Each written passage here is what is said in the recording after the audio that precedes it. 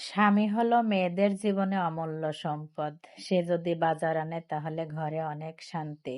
শোনো মেয়েরা, স্বামীকে মূল্যায়ন করো। স্বামী যদি 1 মাসের জন্য বাইরে যায়, কেউ তোমাকে ফোন দিয়ে বলবে না আমার বাড়ি আসো। হোক সেটা বাবার বাড়ি কিংবা শ্বশুর বাড়ি। কেউ তোমাকে বলবে না তোমার ঘরে বাজার আছে নাকি, তুমি কেমন করে চলছো।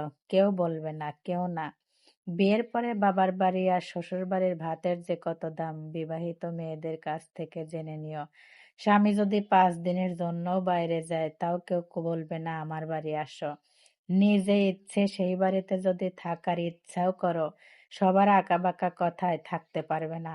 ঘর ছেড়ে চলে আসতে বাধ্য হবে। স্বামীর অনেক টাকা থাকা প্রয়োজন। টাকাই একমাত্র জিনিস যে সবার ভালোবাসা পেতে সাহায্য করে। বাড়ির বউয়ের মন খারাপ করতে নেই, মন খারাপের কারণও কাউকে বলতে নেই।